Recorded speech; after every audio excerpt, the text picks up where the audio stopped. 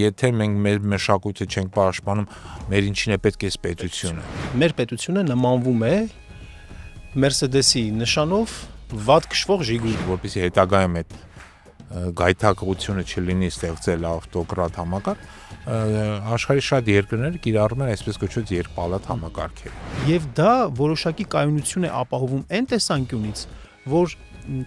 քաղաքական փոփոխվող քամիներին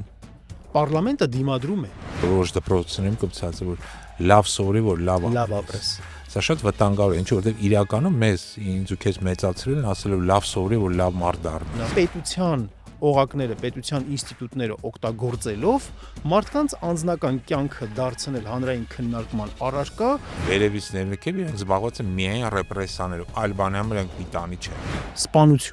սպանությունների թիվը, վրեժխնդրությունները, Անհասկանալի աղանդներ եւ այլն